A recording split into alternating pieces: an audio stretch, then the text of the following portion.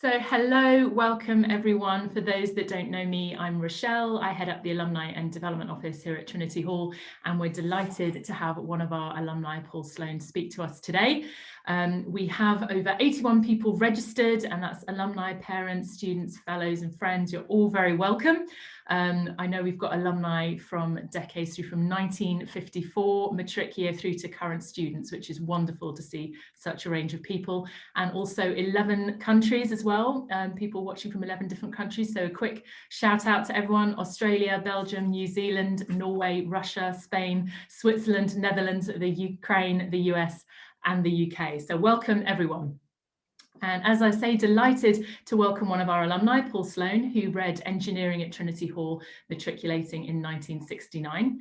He had a career in manufacturing, in sales and marketing with IBM, and then with other companies, and became a marketing director, managing director, and CEO of software companies.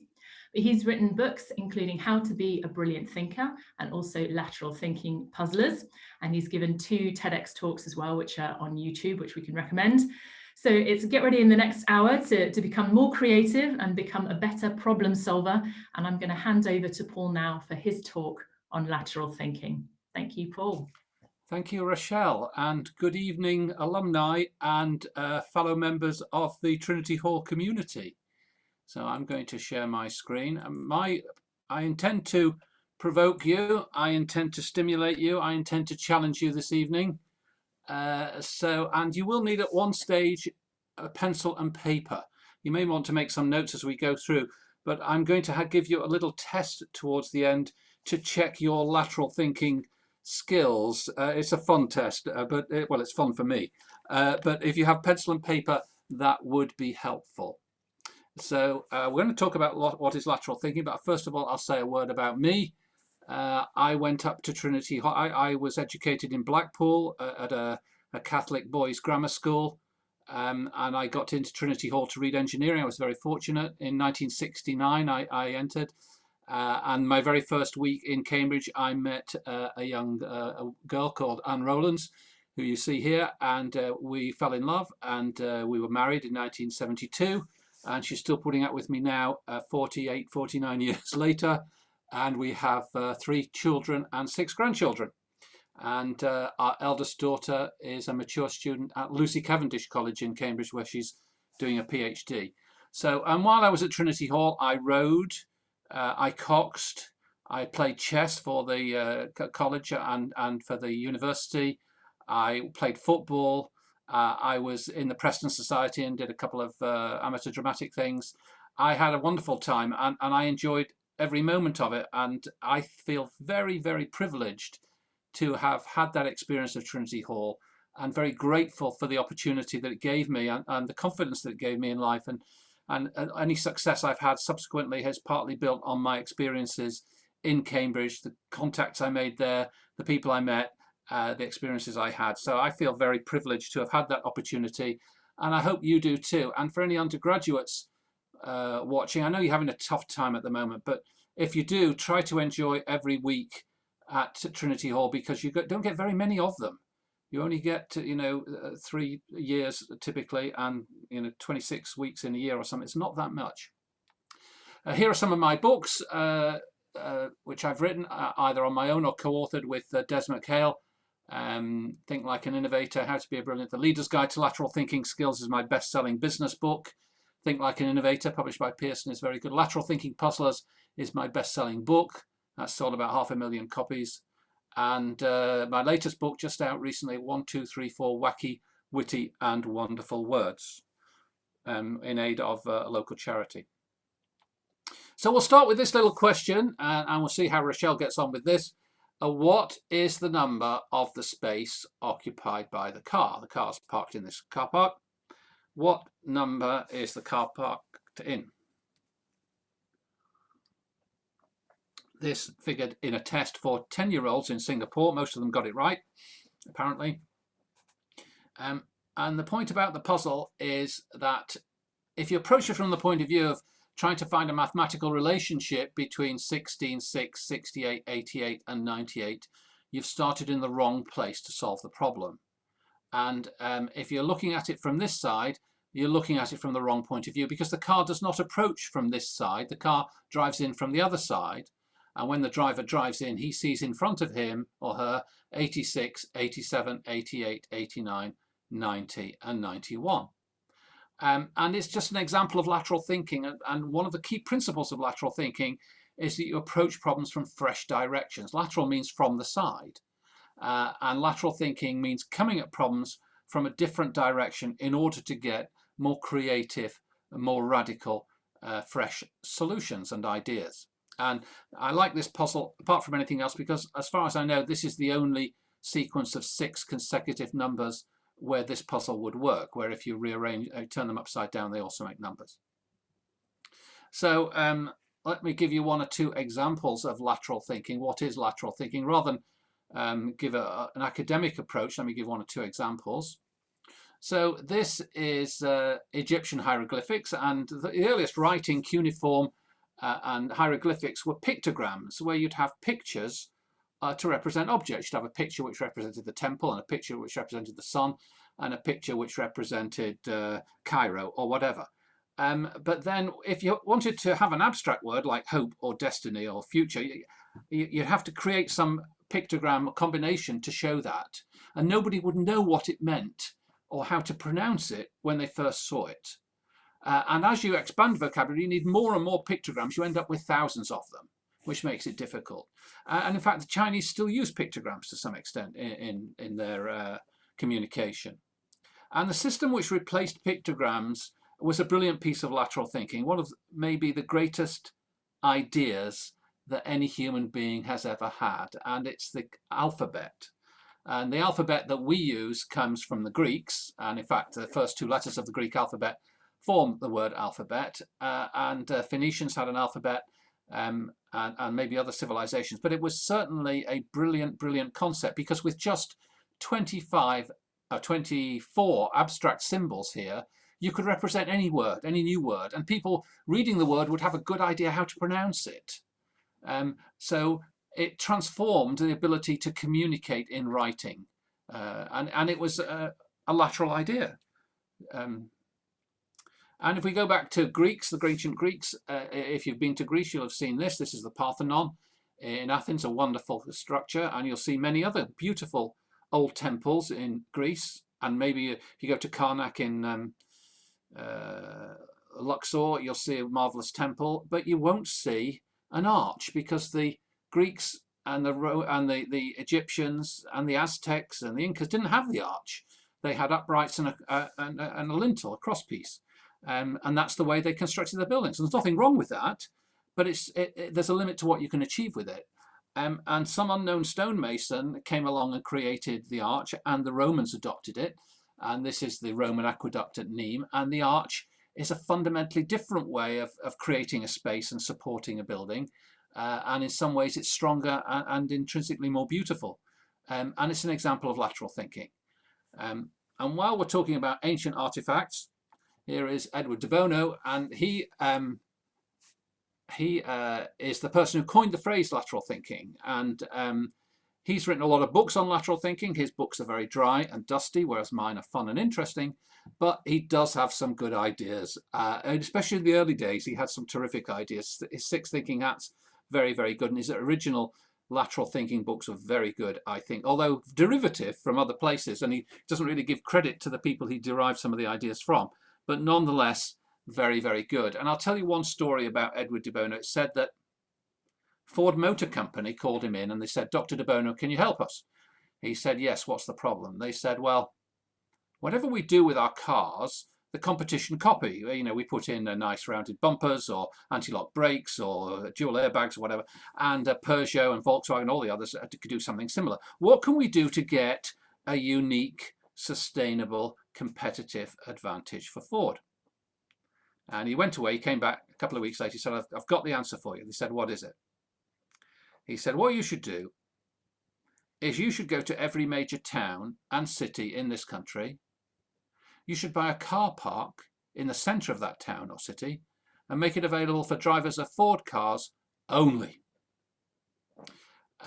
And their jaws hit the desk. It was way too radical for them and they didn't do it. But it seems to me to be a brilliant example of lateral thinking. And the point is that they were approaching the problem from the point of view of an automobile engineer. They were interested in acceleration and fuel consumption and brake horsepower and all of the automotive engineering things that, you know, Jeremy Clarkson and Top Gear are interested in. But he didn't approach it from that point of view. He approached it from the point of view of a little old man or little old woman who wants to go shopping. They're not interested in brake horsepower. They're interested in whether the car will start, get through the traffic, and whether they can park when they get to their destination. And if you could guarantee that wherever you drove in your home country, there was a car parking space available for you in the centre of that town or city, that would be a powerful reason to own a Ford, wouldn't it? And that's an example of his thinking.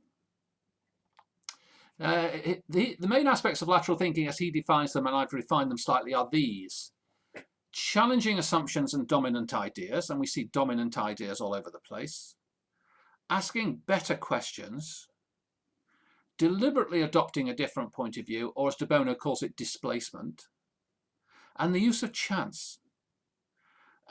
And these are things which give you the capability to approach problems in fresh directions, something you've all done. Each of you is to some extent already a lateral thinker, I'm sure, and you can improve your lateral thinking if you apply these approaches. And I'm going to turn them into 4 precepts for you. And the first precept, the first rule is this: challenge assumptions. And wherever you see assumptions, you need to challenge them. I regret to inform you that every time you approach an issue in any walk of life, you'll bring assumptions to bear. You can't not do it based on your previous experience. The older you are, the more experienced you are, the more assumptions you deploy. And they're very useful. When you get on a bus, you assume the bus driver knows where he's going. And all of these, when you go and see the doctor, you assume the doctor knows what they're talking about. But these are dangerous assumptions. Let me ask you this question.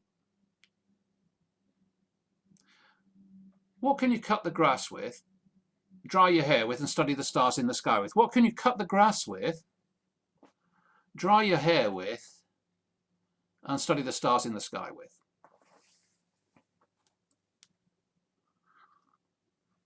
And the answer, quite obviously, is a lawnmower, a towel, and a telescope. You see, I didn't say what one thing. You assumed one thing because of the structure of the question to some extent, but also because you'd heard similar questions before that were of that type. And you were thinking to yourself, how can I use compressed air or laser beams or magnifying glasses to do all these? But you walked straight past the easy answer because you made an assumption. And we do it all the time. We make assumptions. The first piece of advice the teacher gives the math student or the physics student or the science student is, read the question carefully. Don't assume you've understood the question. Remember that? Well, it's true. And they're dangerous. Oh, here's Rochelle's favourite picture. So here's a picture of a tiger, a lovely big tiger. But in this, there's also a hidden tiger. Can you see the hidden tiger? Look very carefully.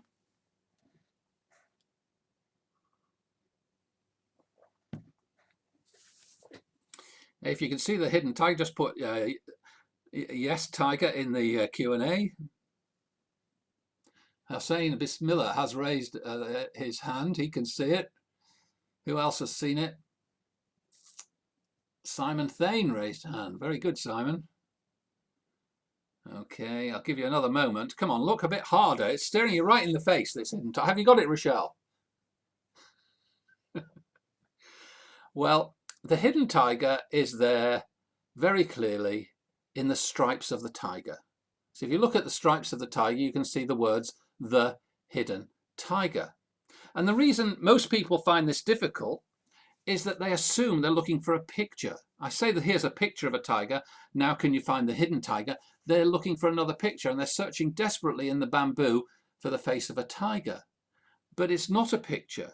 It's text in the stripes, and there it is. So, and that's a typical example of an assumption that we make when we approach a problem. We assume of a certain solution, we're looking at the shape of a solution, and therefore we ignore other possibilities. And it's kind of dangerous. Mark Twain said this. He said, what gets us into trouble is not what we don't know. It's what we think we know for sure. The things you don't know, you're open-minded about, you'll ask questions, you'll receive new input on. The things you're sure about, you don't ask questions about. You're sure. And they are the most dangerous things. You know, after the First World War, the British and French high commands assumed that any new war with Germany would be fought like the First World War, a massive static engagement between two huge armies. And they built a massive defensive line on the entire border between France and Germany, the Maginot Line, named after the French Minister of War, Michel Maginot. But when the Germans attacked in 1940, they did some lateral thinking. They used paratroops. They went through neutral Holland and Belgium. They went through the Ardennes, which was assumed to be impenetrable. France fell in 6 weeks. Assumptions are very dangerous. This is an actual photograph taken by a Japanese pilot on December the 7th, 1941. The Americans assumed that Pearl Harbor was out of reach of the Japanese attack force, and they also assumed that the water was too shallow for torpedo bombs. Two wrong assumptions, big wrong assumptions they made. The Japanese assumed that if they knocked out the entire American Pacific Fleet, America would back out of the war. Another catastrophic strategic assumption that was wrong. And to go from the sublime to the ridiculous, this is Strictly Come Dancing, where one of the top favourites, Aston Marigold, was voted out early on. And it's believed that it was because everyone assumed he was bound to win. He was so popular that nobody voted for him. They assumed everyone else would. So some assumptions affect us in all sorts of ways. Dr. Elizabeth Burton is Director of Autopsy Pathology at Baylor University Medical Center in Dallas. And she wrote a paper in which she estimated what percentage of doctors' diagnoses were wrong. What figure do you think she came up with? What percentage of when you go and see a doctor and they assess you and they say you've got so-and-so, how often do they get it wrong and misdiagnose and maybe miss a really serious disease? Well, the amazing figure she came up with was 40% of the time they get it wrong.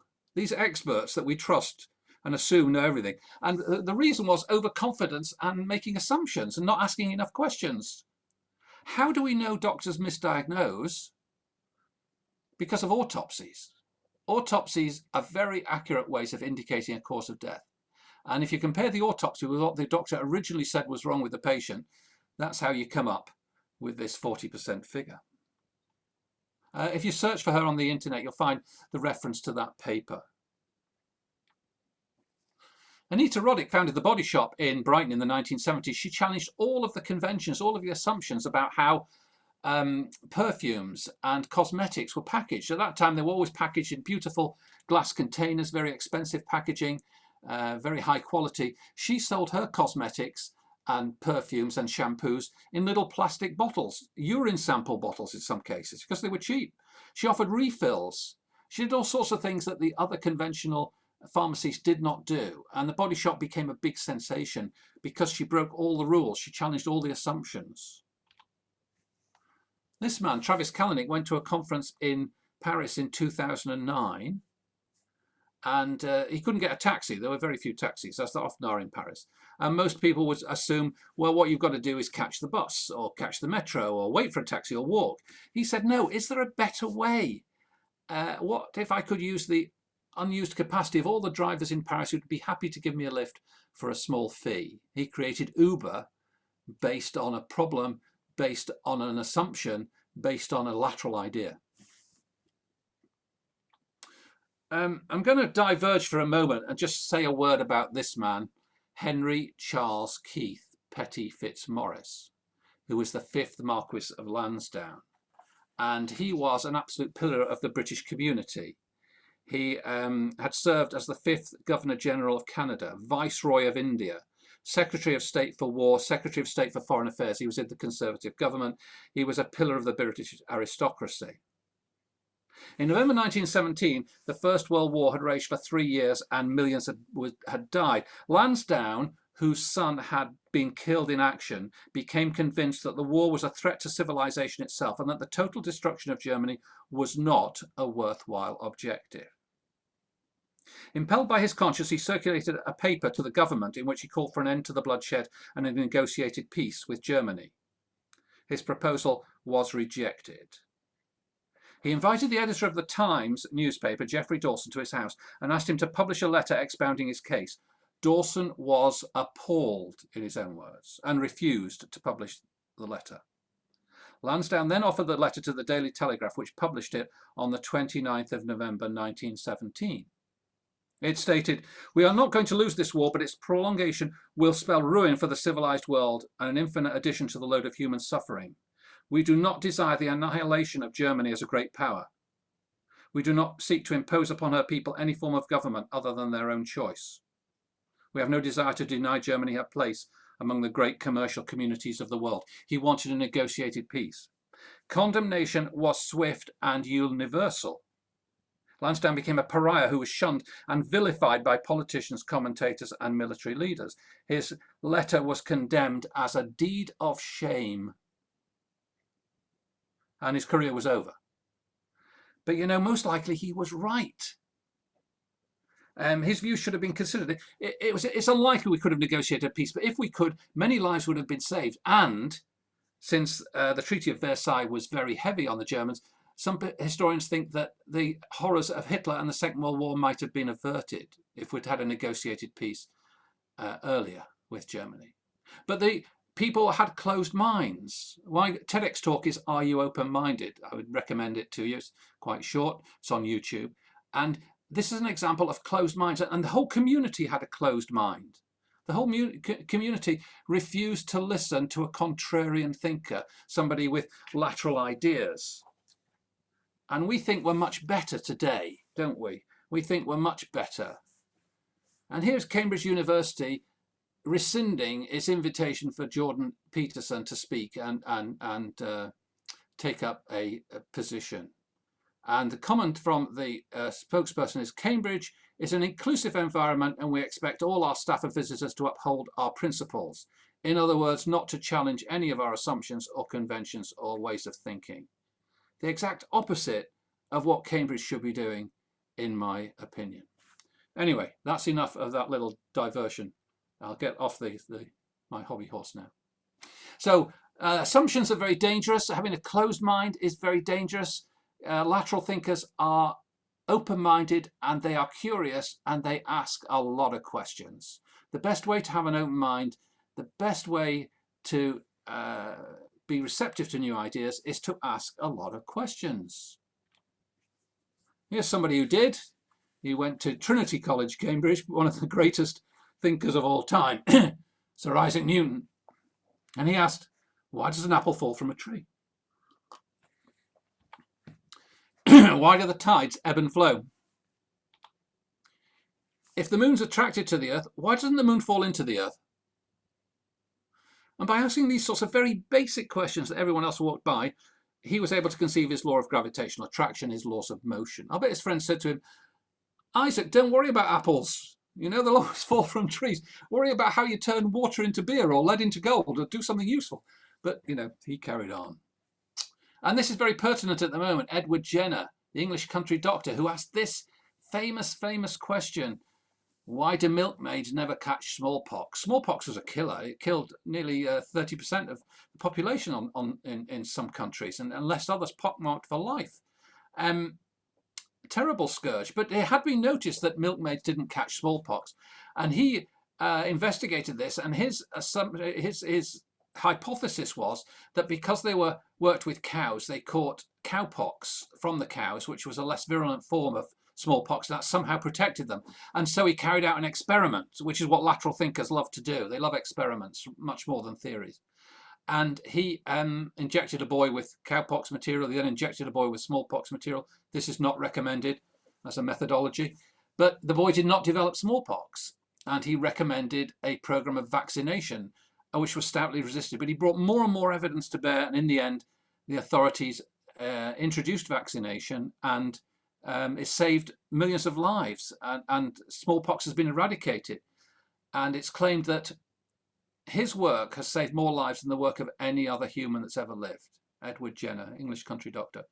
By the way, the word vaccine comes from the Latin vacca, for cow. That's where it comes from, the cowpox.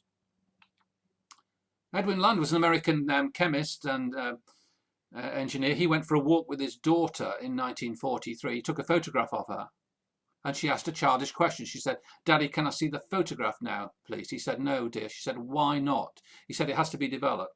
She said, "Why can't I see it now?" He said, "It has to go through a chemical process. We have to send it off to the chemist or whatever, and it gets developed." She said, "Why can't I see it now?" And she asked quite a petulant question. And he thought, why can't she see it now? And based on that child's question, he went away and he developed the Polaroid camera, which became a great sensation and made him a lot of money and great fame, all based on a child's question. Children ask very, very good questions, childlike questions. Children, a small child of 4 or 5 asks 2, 3, maybe 400 questions in a day. Adults don't do that. We stop asking questions. Roger Hargreaves' son asked him a question that no adult would ask. None of you would ask this question, which Roger Hargreaves' son asked Roger Hargreaves. He said to his daddy, "Daddy, what does a tickle look like? What does a tickle look like?" And based on that question, Roger Hargreaves wrote Mr. Tickle. And then he wrote all the Mr. Men and the Little Miss books based on that initial premise. And here's something I advise in my book, How to Be a Brilliant Thinker. If you want to think what nobody else thinks, ask a question that nobody else asks. I'll give you an example. We've got time, maybe just. So many babies die in developing countries every year because of a lack of incubators. Incubators are given to hospitals in parts of rural Africa, but because they're difficult to maintain and there are no spare parts, if they break down, they are put on one side, like a lot of medical equipment. That is the problem. Now, if you're going to solve a problem, you start by asking a question. And what question would you ask if you were going to solve that problem? Well, the question you might ask might be, how could we build an incubator which is reliable or easy to maintain? That would be a good starting point. But Tim Prestero, who was CEO of a design consultancy called Design That Matters, asked a different question. The question he asked was, what equipment is maintained in Africa? What survives African conditions, poor conditions, where there are very few resources and not a lot of trained staff? And the answer he found when he asked that question was Toyotas, in particular Toyota trucks. Toyota trucks crisscross Africa, and every major town has a Toyota garage with a mechanic and with a stock of spare parts. So with that insight, by asking that different question, he came up with an idea. And his idea was to build a baby incubator made entirely out of Toyota truck spares. Apart from the frame and the outer casing, everything else, the heating element is the headlight, and all of the controls are truck parts. And if it breaks down, the clinic phones the local garage and says, "Can you send a mechanic to fix it?" And the point is, if you ask a different question, you'll start from a different starting point and come up with a different solution. The third principle is to deliberately adopt a different point of view, displace yourself, come at the problem from a different direction. And there are techniques you can use. There are techniques I teach in my books and in my workshops to do this. Jorge Odon is an Argentinian car mechanic. And he was, a friend challenged him to a puzzle. He said, "Can you get a cork out of a wine bottle, an empty wine bottle? You get an empty wine bottle, you push a cork in, how do you get it out again?" And his friend showed him a trick to do it. And you can see the trick on YouTube. And the trick involves pushing a plastic bag into the neck of the bottle and into the bottle. And then you jiggle the cork around a bit until it nestles in the plastic bag. Then you inflate the plastic bag slightly to grip the cork. And then you can pull the cork out. And he thought that was very clever. And he went to bed that night. And in the middle of the night, he woke up with an amazing thought. And his thought was this: could I use that same idea for getting a cork out of a bottle to get a baby out of a birth canal for a difficult birth of a child, a baby that's stuck in the birth canal of its mother? Could we use that same principle? When is a cork like a baby? When it's stuck. And he developed, to cut a long story short, he developed, this is not a real baby. This is just a model, in case you're worried. But this is the way it works.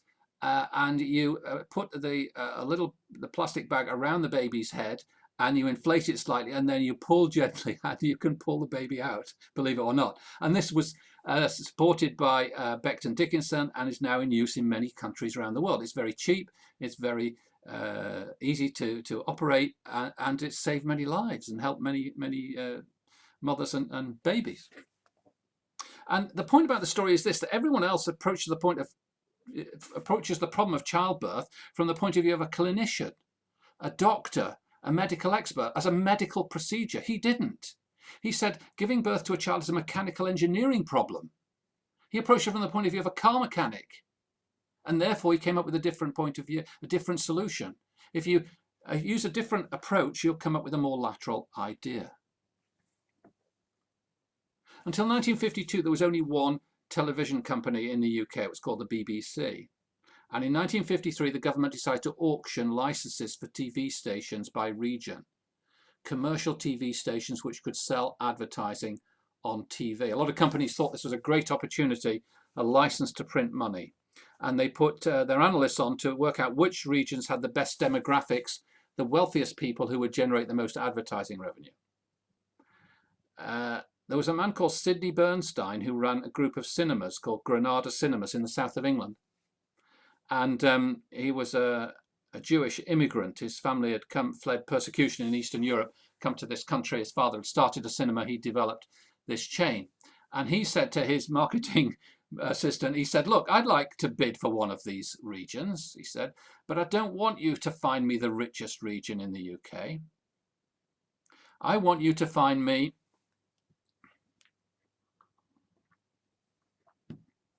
the wettest region in the UK.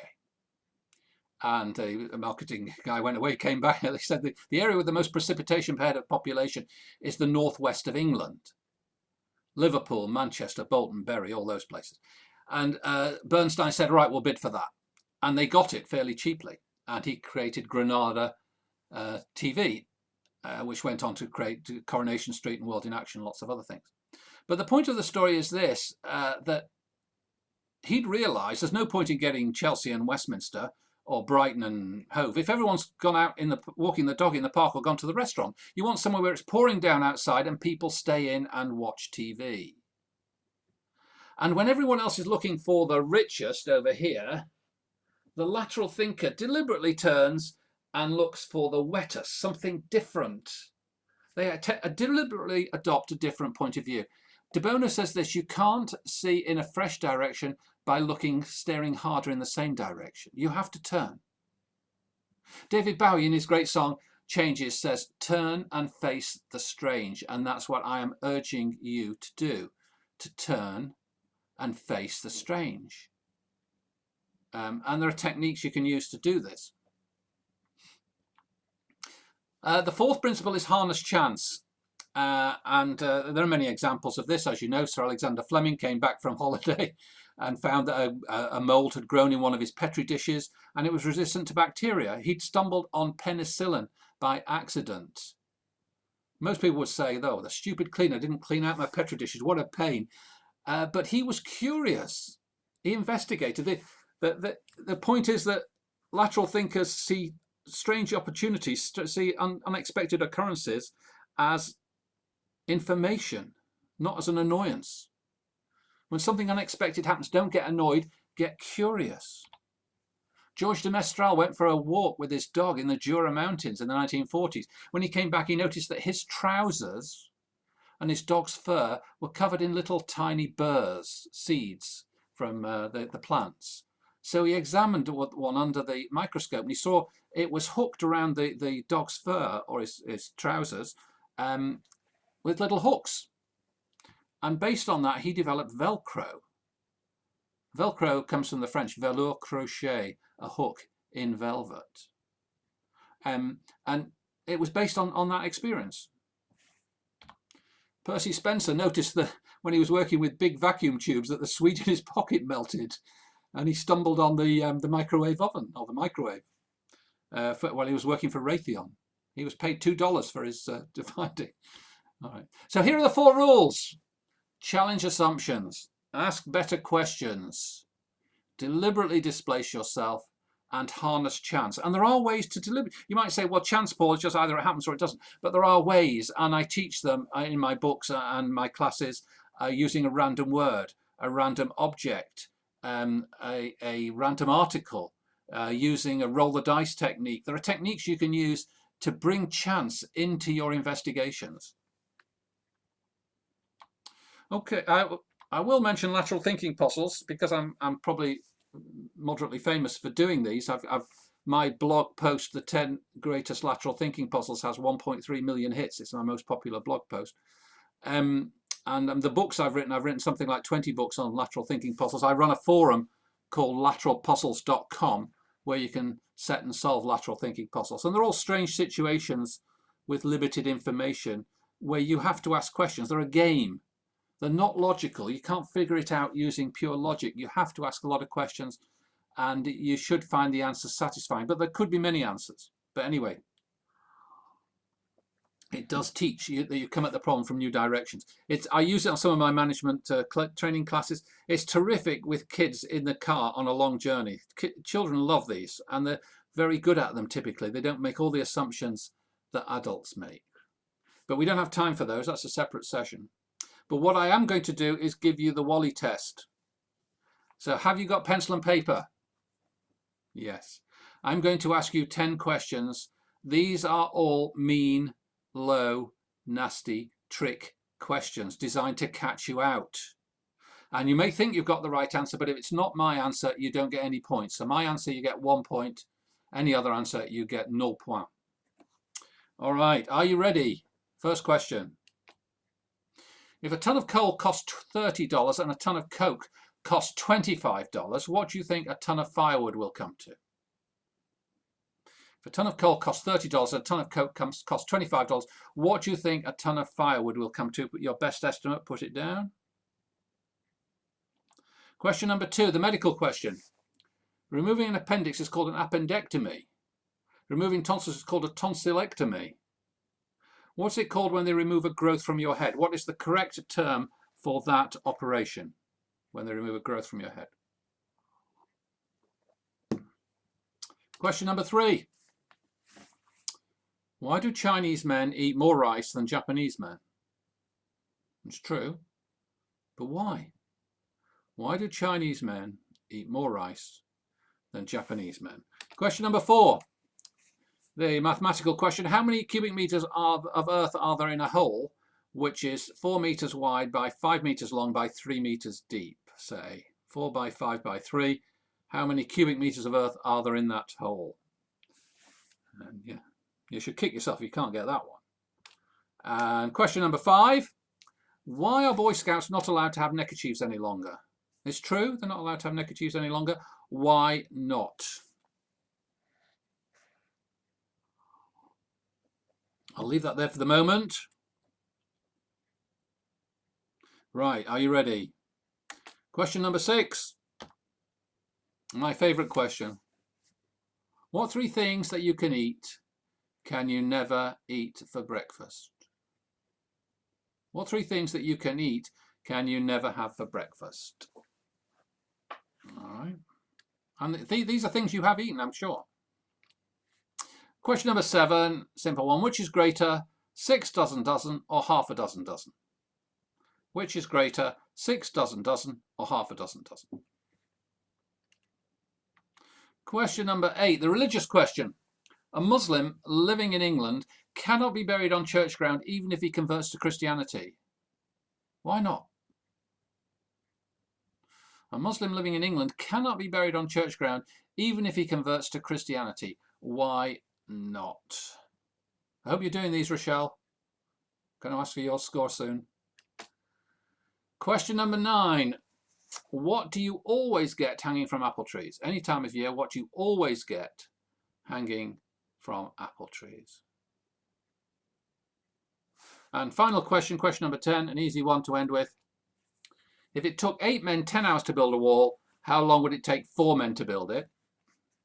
I hope we've got some maths and engineering undergraduates watching. They should get this in no time. If it took 8 men 10 hours to build a wall, how long would it take 4 men to build it? Have you written down all your answers? Good, let's go back. I'll trust you to mark your own. And then we'll see. And when you mark your own, I want you to add up the number of points to put it in the Q&A, even if it's embarrassing. If a ton of coal costs $30, a ton of coke costs $25, what will a ton of firewood come to? The answer I'm looking for is ash or ashes. That's what it will become. That's what it will come to, the firewood. Ash or ashes. The medical question, a beautiful example of misdirection here. Removing an appendix is called an appendectomy. Removing tonsils is called a tonsillectomy. What's it called when they remove the growth from your head? The answer is a haircut. I will accept shave as well. Shave is also an answer, but haircut is the proper term for that operation. Why do Chinese men eat more rice than Japanese men? There's more of them. There's 10 times as many Chinese men. That's why they eat more rice in aggregate than Japanese men. How many cubic meters of earth are there in a hole? Blah, blah, blah, blah, blah. I hope you all got this right. The answer is there are no cubic meters of earth in a hole. The hole is empty. So the answer is 0. I'm sure you got that. Question number 5, though. Why are Boy Scouts not allowed to have neckerchiefs any longer? The answer is the neckerchiefs are long enough already. They're not allowed to have neckerchiefs any longer in length. You assumed it was longer in time. Right. Why are Boy Scouts not allowed to have neckerchiefs any longer? They are long enough already. All right. Wally test 2. What 3 things that you can eat can you never have for breakfast? They are lunch, dinner, and supper, or lunch, dinner, and tea if you're in the north of England. Because by definition, they're not breakfast. Lunch can't be breakfast. Which is greater, 6 dozen or half a dozen? Did you write down they're both the same? They're both the same? No, they're not. 6 dozen is 12 times as many as half a dozen. And the reason that many people get this wrong is it's the same number of syllables, and that fools the brain. 6 dozen, half a dozen has the same meter. It has the same rhythm. But if you do the simple maths, you'll find that 6 dozen is 6 times 12 times 12. Half a dozen is 6 times 12. The religious question. A Muslim living in England cannot be buried on church ground even if he converts to Christianity because he's still living, and we don't bury living people in England. I hope not. So it's because he's living. Question number 9. What do you always get hanging from apple trees? The answer I'm looking for is sore arms. Try it. You hang from an apple tree. After 5 minutes, you'll have sore arms. It always works.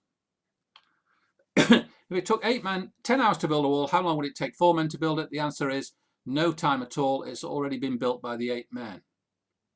How long would it take 4 men to build it? It's already built. So 0. All right, add up your total answers and put them in the Q&A, please.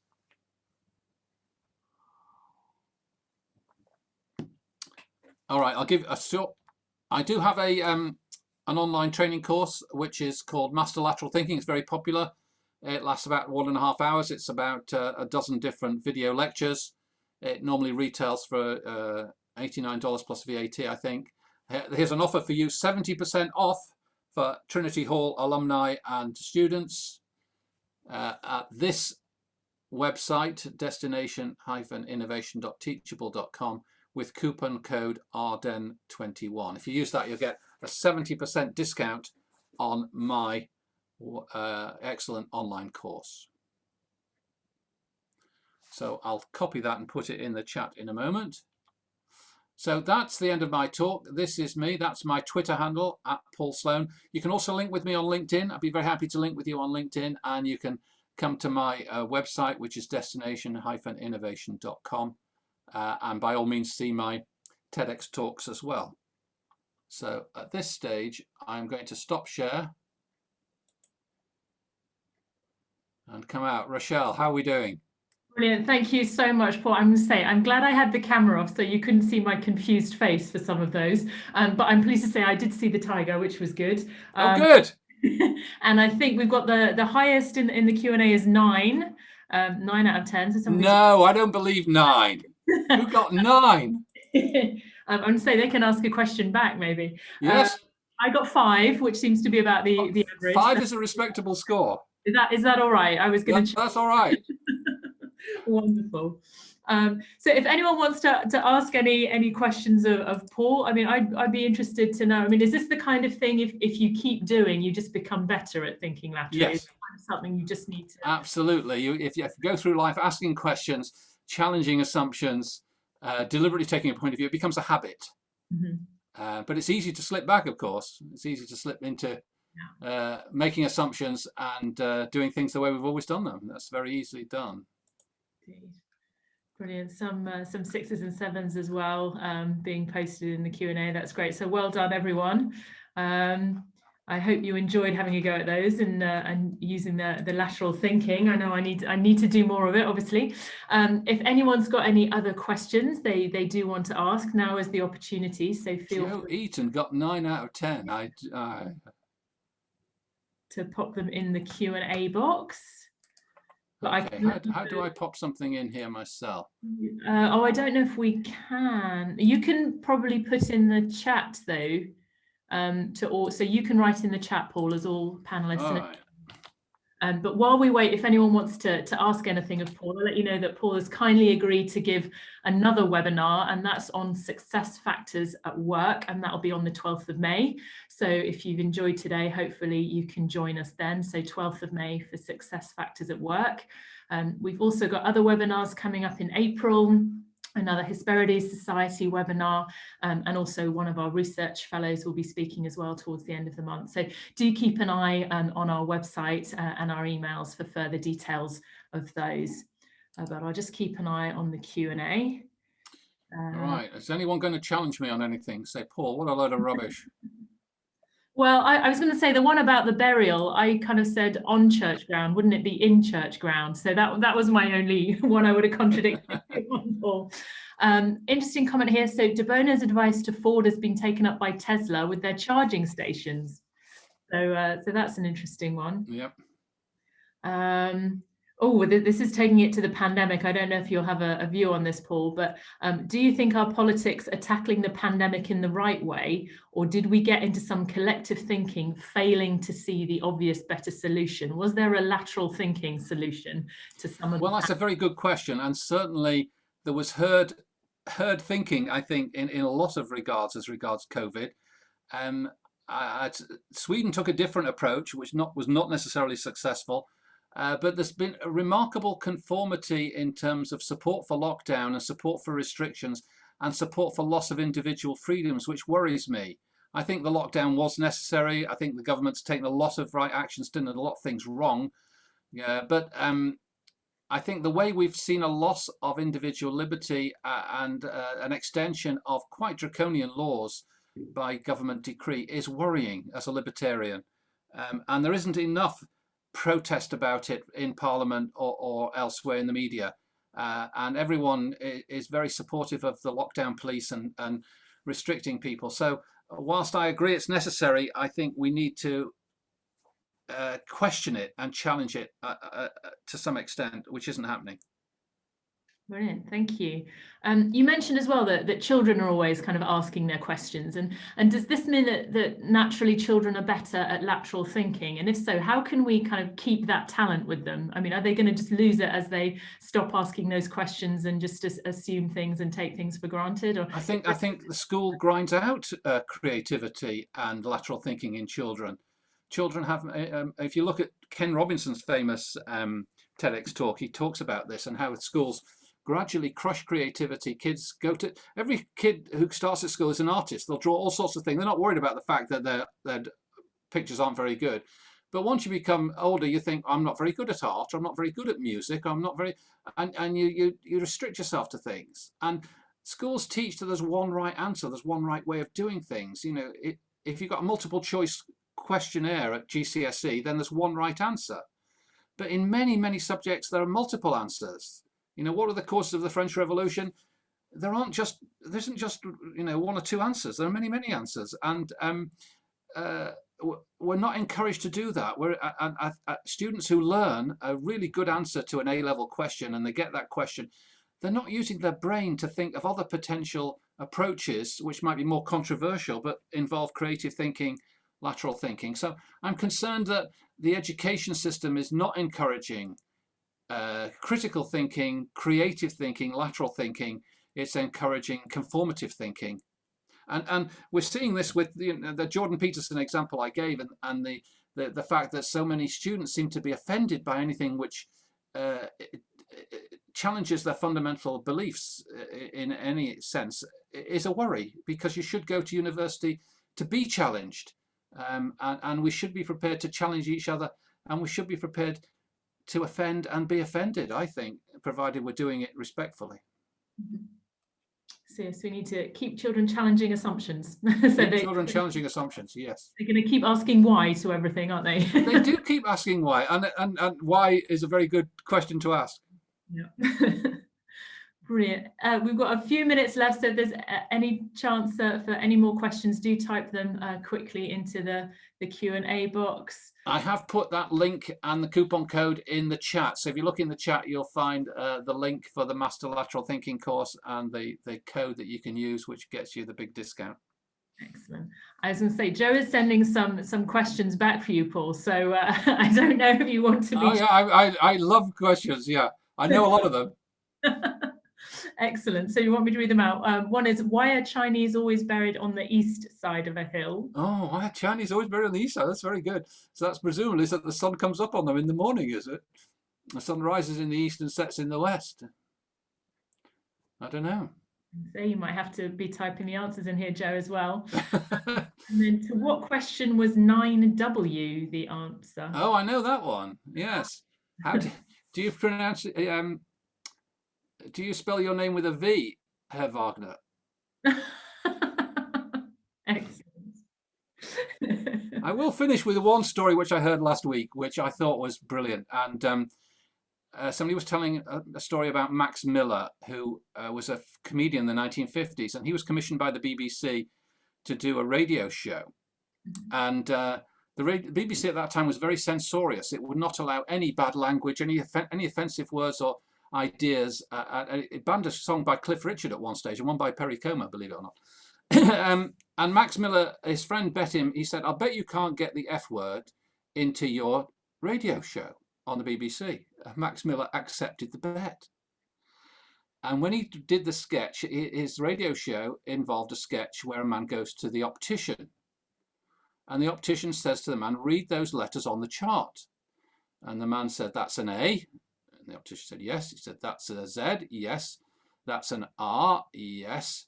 "That's a K." And the optician said, "No, it's not, it's an F." And the man said, "No, I can clearly see that is a K." The optician said, "It's an F." And the man said, "It's a K." And the optician said, "That is really interesting, because where I see F, you see K." I mean, how clever is that? I thought that was very lateral. Anyway, that's the sort of thing that tickles me. So why are Chinese always buried on the east side of the hill? Joe, you're going to have to tell us. Is it to do with sunrise, sunset? No? Is it the east? I'm looking for the answer. I think it's no, it's because they are dead. Very good. Yeah. Yeah, all right, I'll buy it. Yes. That's another good one. Yeah, I'll buy it. Another question we've had in, are lateral thinkers better at cryptic crosswords? Are those that are always... Yes. Yeah, so I love cryptic crosswords. I love the cleverness of them. It doesn't mean I'm very good at it. I'm moderately good at it. I can do the Times Quick cryptic every day, but the heavy ones I struggle with. But I do like a good cryptic crossword, and it's an example of some of the clues are brilliantly lateral, brilliantly lateral. So there was one which was, and the clue was just the letter O, and that was all it was, the letter O. And it was 9, 6, and you had to get 9, 6, and the answer to the clue was circular letter. I mean, how clever is that? Anyway, so thank you very much for your attendance, guys. If you have any questions, if you want to get in touch, please contact me on LinkedIn or through my website or on Twitter. Paul Sloane. Please follow me there. I've got a LinkedIn group, Lateral Thinking in Business, which looks at lateral thinking issues in business. And I've got lateralpuzzles.com, which is a website for lateral puzzle fans. And I'd be very happy to chat with any of the rest of us who enjoyed our time at Trinity Hall. I think it was great for me.